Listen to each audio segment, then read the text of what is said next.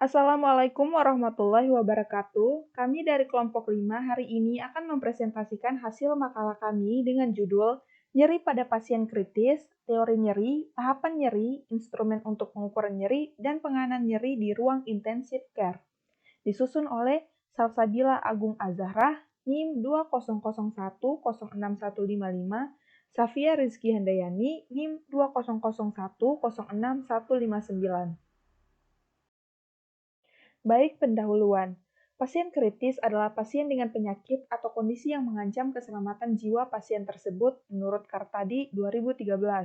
Nyeri merupakan indikator sensitif dalam keperawatan. Pengkajian dan manajemen nyeri adalah kunci untuk menentukan kualitas keperawatan dan kepuasan pasien menurut Brand et al. 2016.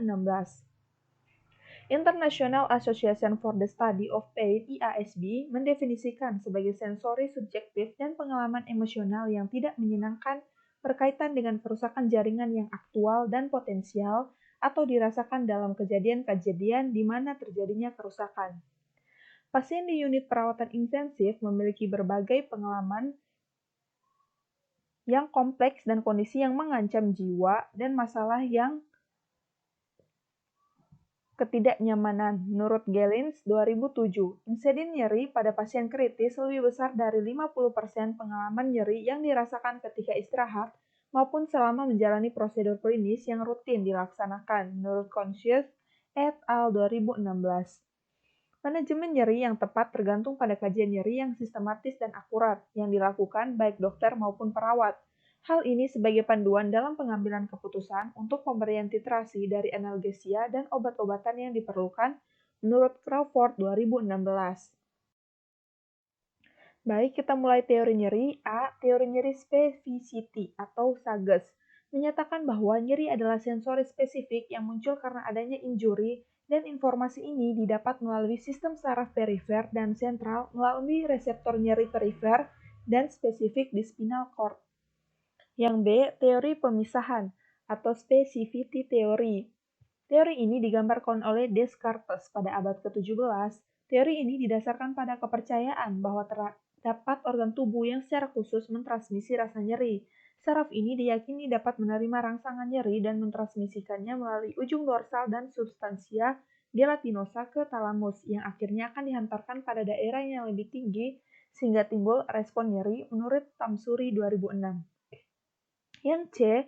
Teori transmisi dan inhibisi.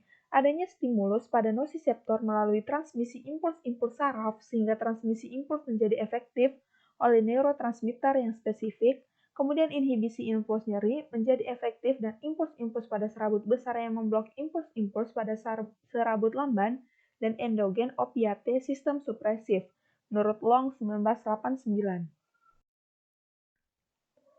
Baik, selanjutnya kita menuju ke mekanisme nyeri.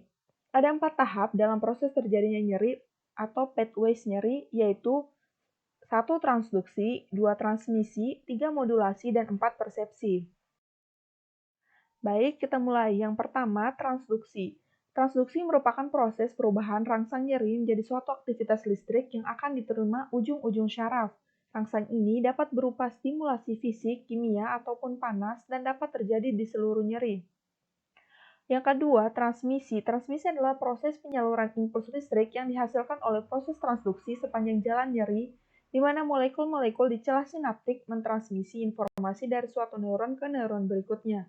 Yang ketiga, modulasi adalah proses modifikasi terhadap rangsang. Modifikasi ini dapat terjadi pada sepanjang titik dari sajak transmisi pertama sampai ke korteks cerebri. Modifikasi ini dapat berupa augmentasi atau peningkatan ataupun inhibisi penghambatan. Yang keempat, persepsi adalah proses terakhir saat stimulasi tersebut sudah mencapai korteks hingga mencapai tingkat kesadaran. Selanjutnya diterjemahkan dan ditindaklanjuti berupa tanggapan terhadap nyeri tersebut. Oke, selanjutnya menuju ke instrumen pengukuran nyeri. Yang 1, pengkajian nyeri subjektif A, NRS atau Numeric Rating Scale, yakni cara mengkaji nyeri secara subjektif yang sering digunakan. Metode yang digunakan adalah angka 0 sampai 10. Dengan menggunakan NRS ini, kita dapat menentukan tingkat atau derajat pasien, di mana seperti yang kita lihat pada gambar, di mana 0 menandakan tidak nyeri, 1-4 nyeri, nyeri ringan, 5-6 nyeri sedang, dan 7-10 nyeri berat atau rasa nyeri yang paling parah. Oke, selanjutnya B, FAS atau Visual Analog Scale. Skala berupa garis lurus yang panjangnya 10 cm. Seperti di gambar di bawah ini, kita dapat dilihat deskripsi pada masing-masing angkanya, yakni di bawah 4 nyeri ringan, 4-7 nyeri sedang, dan 7-19 nyeri berat. Maksud saya 7-10 nyeri berat. Selanjutnya, C. Wong-Baker-Weiss Pain Scale, yakni instrumen pengkajian nyeri ini biasanya digunakan pada pasien anak-anak kurang dari 12 tahun.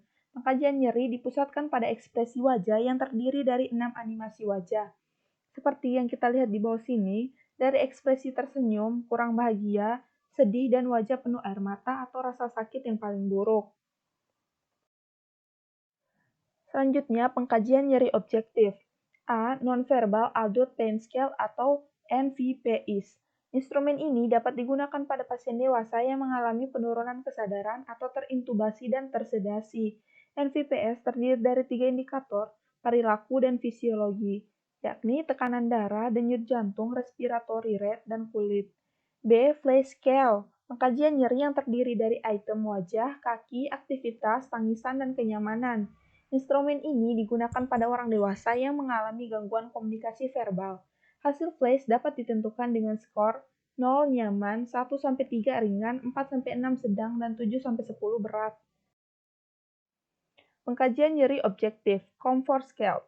Instrumen ini sangat cocok digunakan dalam mengkaji tingkat distres pada pasien kritis, anak-anak di bawah usia 18 tahun, dan juga pada pasien dewasa yang terpasang ventilator. Comfort Scale terdiri dari 8 item indikator penilaian, yakni kewaspadaan, ketenangan, respon pernapasan, gerakan fisik, ketegangan wajah, gerakan otot, tekanan darah, dan denyut nadi. Hasil penilaian terdiri dari 1-5, di mana 1 merupakan tidak berespon dan 5 paling tidak nyaman. Yang D, Behavior Pain Scale atau BPS, adalah instrumen pengkajian nyeri pada pasien kritis. BPS terdiri dari 3 item penilaian, yakni ekspresi wajah, pergerakan bibir atas, dan compliance terhadap ventilator. Setiap item tersebut memiliki skor 1-4. Jika ditemukan hasil lebih kecil dari 3, menandakan tidak nyeri, sementara jika diskor 12, menandakan sangat nyeri. Penanganan nyeri di ruang intensive care. Nyeri dimulai dengan penilaian nyeri yang akurat dan dilakukan menyeluruh dari pasien oleh perawat berdasarkan pengetahuan dan pedoman penilaian nyeri yang dimiliki oleh perawat. Laporan nyeri pasien. Langkah pertama dalam penilaian nyeri pada setiap pasien, pendekatan yang valid untuk penilaian nyeri pada pasien nonverbal dengan sebagian besar alat penilaian nyeri, perilaku menggunakan penilaian ekspresi wajah, gerakan tubuh, ketegangan otot, dan vokalisasi. Hal ini bisa dilakukan untuk menangani masalah nyeri di ruang intensive care. Baiklah, penutup bagian kesimpulan, nyeri merupakan diagnosa yang paling sering pada perawatan kritis dan meningkatkan perhatian juga tanggung jawab para profesional untuk mengatasi nyeri pasien dengan efektif. Pasien yang tidak bisa melaporkan nyeri sangat bergantung pada perawat untuk menilai nyeri secara akurat dan untuk memberikan intervensi yang tepat. Perawat memiliki penilaian perilaku nyeri yang tersedia, menilai tingkat nyeri secara akurat pada semua pasien. Sakit kritis adalah langkah pertama dalam mengevaluasi delirium yang mungkin terjadi pada pasien.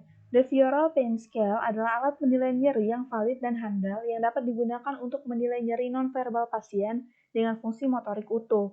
Pengkajian nyeri merupakan hal yang penting untuk dilakukan sebagai dasar untuk melakukan manajemen nyeri pada pasien kritis di ICU.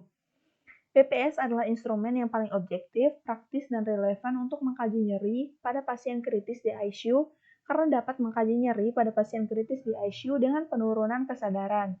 Perawat berperan penting dalam memberikan peredaran nyeri.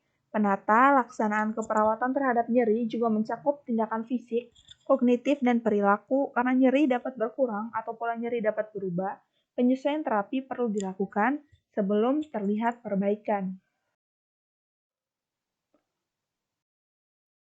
Baiklah, dengan demikian beberapa hal yang bisa saya sampaikan pada kesempatan hari ini. Saya mohon maaf yang sebesar-besarnya apabila ada tutur kata maupun tindakan yang kurang berkenan bagi Bapak dan Ibu sekalian. Dengan ini presentasi hari ini saya tutup. Terima kasih. Wassalamualaikum warahmatullahi wabarakatuh.